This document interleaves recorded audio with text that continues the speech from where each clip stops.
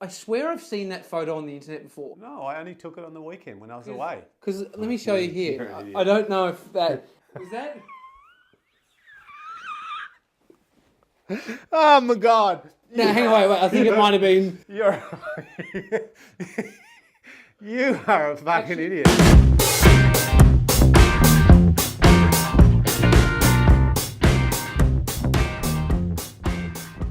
Hi, Champo. Now, are we leaving the beanie on?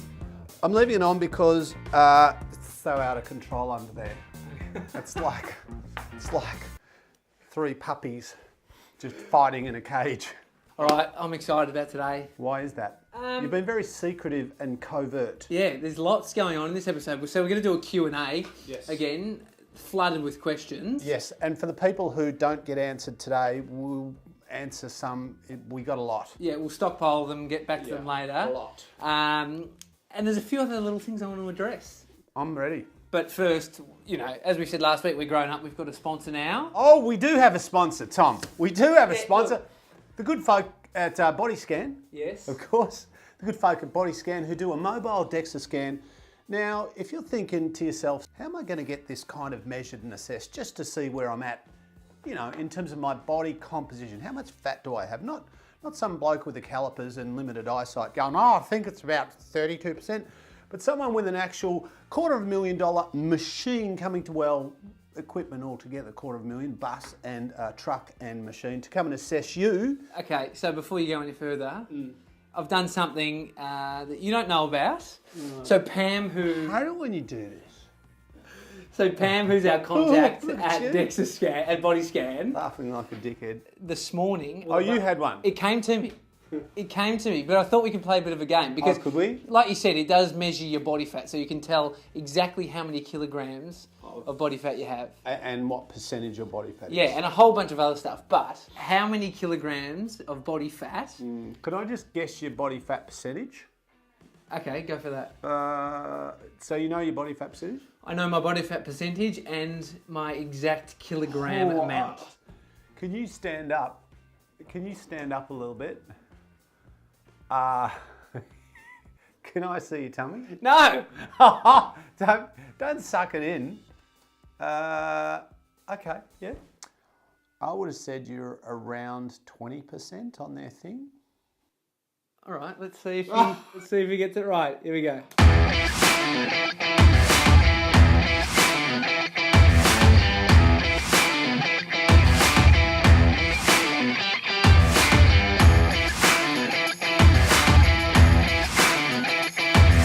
Question, mate, before we do this. Yep.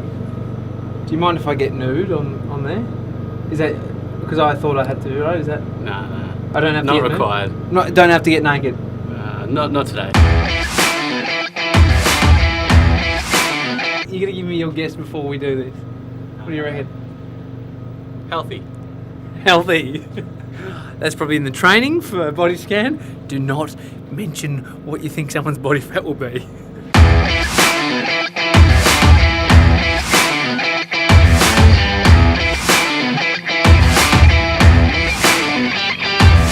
Fell asleep. All right, so this is where I get the results. So basically, your total body fat percentage, according to this, is about 20%. Oh! Thank you, Jesus. So you literally got it smack bang, 20.4. Wow. I don't want to get too much into that, but am I okay? Is that like... No, that's fine. That's Okay, am I healthy. okay? That's healthy, yeah. So you could be a tiny bit leaner because but it's fine. It's fine. It's not unhealthy, that's for sure. Okay, good. Well, if you want a body scan, you need about 10 people and it'll come to you. That's right. So like a gym or anything. The number's on the screen. Give them a call. Speak to Pam. It's actually fun. It's actually comfortable. And also, it's cheaper than regular. So it actually costs you less than if you went into the city and it comes to you. Yeah, or just get Craig because he seems to be pretty bloody accurate. Yeah, forget that. No, just ring me up and I'll kind of over the phone. Nah. All right. Moving on. Thanks, Pam. Thanks, Pam. All right. Yeah. I need to bring something up. And it wouldn't be an episode if I didn't. It wouldn't be a good episode if I I know didn't. you're going to do this. And I actually don't want you to do it. Fuck. On the weekend, you posted what we like to call a rig shot. Currently, it's at 1.1 thousand likes. It's had 158 comments, and 33 people have been game enough to share it. Shared it. I know. I didn't think any. Why would? Thank you. Oh well, I guess it's for the message that they're sharing it because there's a message. I mean, yeah. Go on. What do you want to ask me? Before I want to delve into it a little bit. Sure. I swear I've seen that photo on the internet before. Have you posted that ever before? No, I only took it on the weekend when I was away. Because let me show you here. You're an idiot. I don't know if that was that. Oh my God! No, hang on, wait. I think it might have been. You are a fucking idiot. No, it probably wasn't there. It was probably here. You're a moron. Am I your only friend? Because you're a fuckwit. Oh, that's hilarious and very painful. Can we never show that again? We're not going to go there, but please just tell us, summarise why you did it, because selfies with your top off live on the internet forever. I know. And I was fully prepared that people would be nasty, and thank you so much. They weren't. I don't do it. My reason was that I get asked a lot about my training and my food a lot, and my body fat percentage, and I get asked at least once or twice a day. I get a message, a PM or an email or something asking me, and why don't you ever talk about your training or your diet or and it was just that I was a morbidly obese kid growing up. My name was Jumbo all through school. I was about this much shorter than I am now, and I was 6'4" kilos heavier. And I just wanted to encourage people because I don't have amazing genetics and I don't have an awesome body naturally, and I'm not lean naturally. But the thing is that, and I always say this, you can maximise your genetics or you can waste them. You can maximise, you can eat optimally or poorly. You can train optimally or poorly. You can have a great lifestyle or a shit lifestyle. And there are so many variables. So what I'm saying is, and my motive was to encourage people who go, oh yeah, but I don't have awesome genetics, me either. Or, I'm in my 50s, me too, or even my 60s or whatever it is, that they might be able to, yeah, I know. But when I put it up, I literally, do you know what I did? I was flying back from Sydney yesterday morning. So we're filming this Monday. So I was flying back, and I thought mentally that it was a good idea. Like cognitively, I'm thinking it's a good idea because it'll encourage people and they'll go, oh wow, he walks his talk and all that. But emotionally, I was like an insecure 8-year-old. I was just overthinking the shit. Do you know though, I think it's the same for videos that I post. Yeah. Some of the most personal ones that I go, press send, and I'm like, oh no, they've done the best. Yeah. That's exactly what I did. People might think, oh, there's a bunch of ego in that. Let me tell you, I was overwhelmingly insecure. Yeah. Mate, insecure. You've got a better rig at your age than I did at my peak physical condition about 3-4 years ago. You've still got a while. All right, you've addressed it. Right, done. Thank you. Next. We're moving on. The Q&A. Heaps of questions coming through, Craig. So we're going to punch through these, and I want you to... We're going to keep the answers brief because they can't be too long. Can't be too long, and I want to get through as many as we can. All right, Catherine, she says, hi Craig, is more cardio or more weight training better for fat loss? And which one do I complete first in my gym program? I'm going to say that your diet is more important than both for fat loss. So keeping sugar to a minimum, keeping simple carbs, processed carbs to a minimum is more important than both of those for getting lean, not about getting fit. And the thing is that both, it directly, obviously cardio burns more fat in a kind of an instant, or not instant, but in the short term. But also fat burning, weight training, lifting weights also burns fat a couple of ways. One of the ways being that we're building lean tissue, and lean tissue, muscle, is metabolically active. So if you took me, 86 kilo lean, reasonably muscular me, versus another 86 kilo version of me with much higher body fat and less muscle, I would need more calories to break even. Yeah. Whereas he could eat the same calories as me and get fatter because he doesn't have as much muscle. Yeah. So lifting weights and cardio, both I would say equal, but more important is diet. And so if you have got your diet, okay, pretty good. Which one would you do first? Cardio or... I would do both. Yeah, both. I would do both. I would do all of this. Remember, this is not a prescription, right? So this is the dangerous thing where people go, Craig Harper said I should do that. No, I'm not, because I don't know you in a. What I'm doing is, if for the typical person, I would do weights 2 or 3 days a week. I'm just talking about Mr. or Mrs. Average who wants a bit of, and move your body. That doesn't need to be running or climbing mountains or skipping rope or punching bags 7 days a week, but move your body 7 days a week. And that could be anything from intense aerobics down to a stroll. All right, we're on to Teresa. Teresa! I've been teaching hardcore group fitness classes for over 25 years now. My body is in a lot of pain now. I'm 53 years old. How do I keep going with the pain? Teresa, there's a better question than how do I keep going with the pain? What is it? Well, the better question is, what can I do to get rid of the pain? Yeah. And should I keep doing the thing that causes me pain? So at 53, there might be, I'm not saying you shouldn't teach anymore. I'm saying maybe you need to teach something different, or maybe you need to teach the same thing in a different way. I know for me at 52, there's lots of things that are kind of, I've ruptured this pec, I've torn both rotator cuffs, I've had maybe 6 bulging discs, I've torn both hamstrings, both calves. But that's over 34 years of training. Yeah. So it's, maybe one significant injury every year and a half or something. So what have you done? So you've got to modify. Okay. So there are different ways to create. So remember, when we want our body to at least maintain or possibly improve, adapt, evolve, get stronger, whatever, there needs to be the right amount of intensity. So I still get intensity, but I don't lift some things I can do as heavy as ever, like arms, tries and buys, back, not bad. Chest I can't because I tore my pec off the bone. So I need to do lighter weights with stricter movements and just stuff around with the angles a little bit. And so you still get the same results? Yes. All right, moving on. Joe says, have you ever used or do you rate mind maps? So a mind map, I'm not a guru in this space, but a mind map, my understanding is essentially where you put something on a wall or a whiteboard and you'll start with a central idea or a goal and you'll just basically brainstorm on that. And I do that, or I do my version of that where obviously I write on the whiteboard every day. We've all seen that.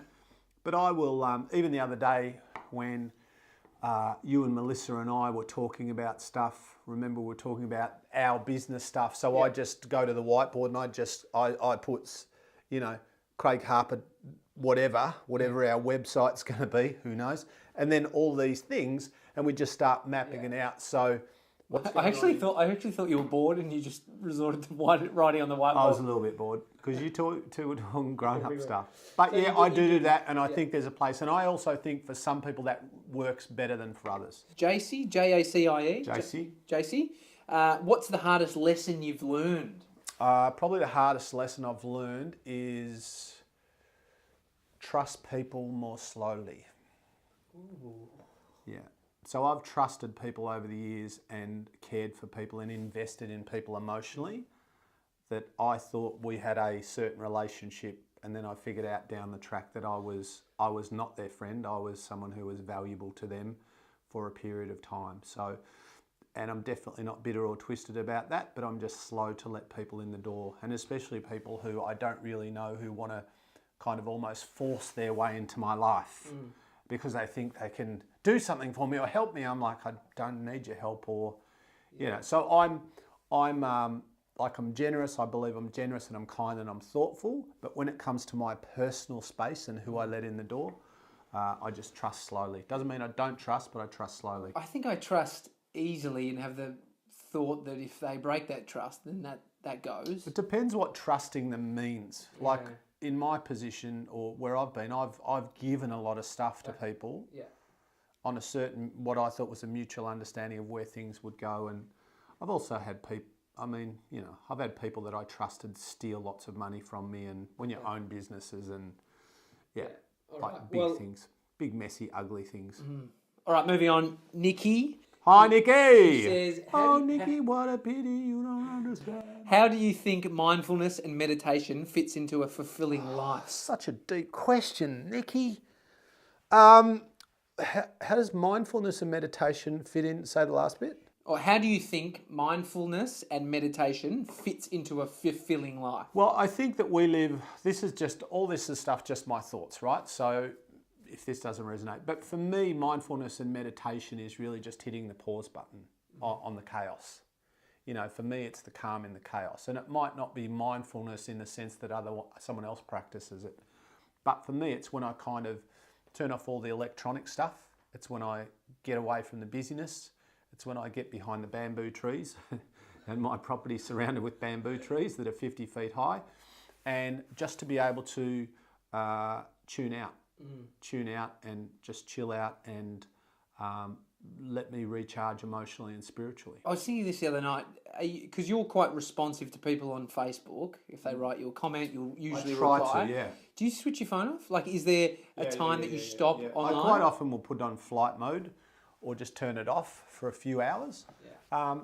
And it's funny because I genuinely, and this is not just a bullshit nice thing, PR thing to say, I genuinely appreciate everyone's feedback and thoughts and comments. And part of me wants to reply to everything all the time, but you just can't because you'll kill yourself. So I need to manage my energy well. Felicity says, how do you overcome the frustration of fads and trends after many, many years of seeing them come and go, leaving a trail of confused public in the wake? So frustration is not about what's going on, it's about your reaction to what's going on. So, and that doesn't frustrate me. There's other things. For me, being frustrated by something that I can't control, so fads and where the industry will go, and I don't necessarily love all of it, but I can't change it, I can't control it, so I don't give away my power to it. So what will happen will happen. I will invest my energy where I'll get the most return, and frustration is not that place, and I'll control my controllables. So in my little world, I'll do the things that I know for me and for my clients or my friends are right and work. And if people align or don't align with my philosophy, that's fine. And if I don't align with their thinking or philosophy or some new fad or some new research out of whatever, you know, like I've been doing this since 82, working in the performance space, and every week there's a new something that's groundbreaking and amazing, and no, you don't understand, like here's the research, and you have to, like all the time. 1,000 times people have come to me with stuff which is breakthrough and revolutionary, and this is going to change the world. It's not. None of them It's have? not. No. Not even the shake weight? Well, the shake weight, pretty close. Fuck. If we have one more episode with a fucking shake weight, I'm resigning. We've got time for one more question. All right. This is from Nerida. Yeah. Do you ever want to quit? I don't want to quit, Nerida. I think there's two things. So do I want to quit is like a cognitive thing. Do I feel like quitting?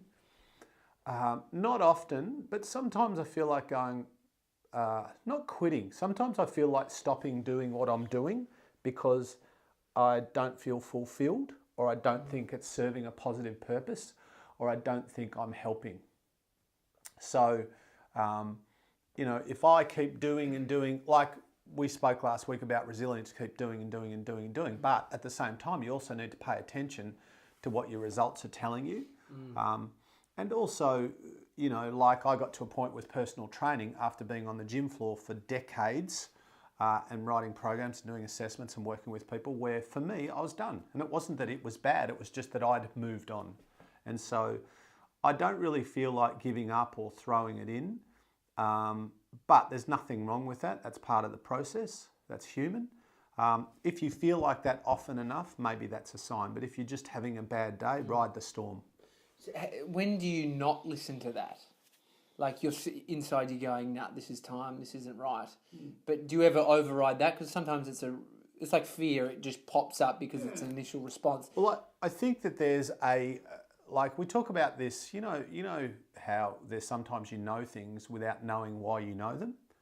Like there's this level of understanding and awareness and intelligence that exists in our DNA up, where somehow it's like you might even know that there's something, you walk in a room and there's something wrong. Before you've even been able to assess what could be wrong, you get a sense, there's like an energy. And some people might go, that's bullshit, that's okay. I know that for me to be true because I've done that many times, or I've been around people who haven't spoken, who haven't done anything, and I haven't interpreted their physiology, but I just get something from them that something's not right. So I think that we have this inbuilt intelligence that we need to listen to versus our overthinking, insecure, fearful mind, which is like, a monkey on a unicycle juggling bananas. So it's just finding that space. So if the byproduct of doing something, anything, for the most part, is that you feel empty or scared or in pain, and it doesn't really reward you on any level or reward anyone on any level, then it's probably time to move on or let go or change or, focus on something else. Love it. The end. Well, thanks, Tom. That was good. Are we smashed done? through them. Oh, look, I do what I can. I really need a sandwich now. I'm a little bit hungry, but 100% rye, 100% rye, 100% rye. I'm sorry, where's the camera? There's so many cameras in here, but we only use 2. 100% rye with some chicken breast. Yes, heavy as shit, as you said in one of the episodes. If it weighs not much, it's shit.